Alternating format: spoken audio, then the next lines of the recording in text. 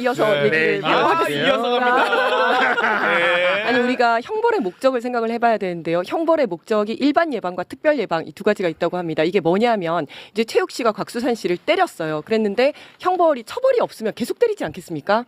그런데 만약에 10년형을 선고를 했다. 이러면 다시는 안 때리겠죠. 그렇죠. 범죄자가 재범을 방지하는 게 그렇지. 특별 예방입니다. 아, 재범. 그러니까 이 특정한 사람이 재범을 하지 않도록 하는 게 특별 예방이고요. 네. 일반 예방은 뭐냐면 그걸 보는 우리 일반인들도 아 사람 때리면 안 되겠구나. 이게 바로 일반 예방입니다. 아, 그게 일반 예방이야. 이 두 가지가 형벌의 목적이거든요. 아. 그런데 지금 이제 전두환이 한번 내란과 반란을 하지 않았습니까? 네. 그런데 그건 일반 예방 효과가 없었어요. 정확합니다. 효과가 있었으면 윤석열 같은 사람이 나오지 정확합니다. 말았어야죠. 네. 근데 그 당시에 사형을 구형을 했었고 무기징역형이 나왔었고 그런데 사면이 됐었죠. 그렇죠. 그러면 그런데도 불구하고 일반 예방에 효과가 없었다는 것은 이 형벌을 더 높여야 된다는 겁니다. 아. 그러면 사형을 구형을 했는데 구형은 그대로 가고 무기징역형이 아닌 더 높은 형이 선고가 되든지 사면이나 가석방이 전혀 없어야 되는 거죠. 네. 우리는 그때 했던 거에서 배워야 하는 겁니다. 와. 예방 효과가 있도록. 와. 그리고 또 한 가지는 두 번째가 이제 특별 예방 효과가 와, 있어야 하는 건데요. 정확하다. 이 사람은 윤석열 같은 사람은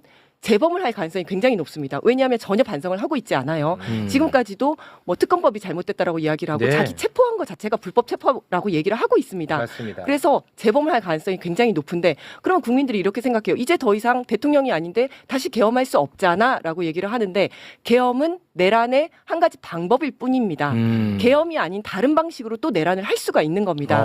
이 사람은 전직 대통령이고 여전히 추종 세력이 있는 사람이에요. 그렇죠. 그러면 자기 윤호개인 추종 세력들을 통해서 예를 들어서 자신에게 유죄를 판결을 한 뭐 그 재판관들을 어떻게 해코지하라고 할 수도 있고 그렇죠. 서부지법 난동 사건 같은 것을 또 선동을 한다든지 할 수가 있는 거죠. 네. 그리고 아니면 뭐 해킹을 하라든지 여러 가지 방법들이 있는 거거든요. 그렇습니다. 특별 예방 효과와 일반 예방 효과를 거두기 위해서는 가장 높은 형을 선고해야 되고 구형을 해야 된다. 이렇게 아, 생각합니다. 너무 예리합니다. 그렇지 않아도 오늘 실제로 법원에 윤호개인들이 다 몰려갔어요. 맞습니다.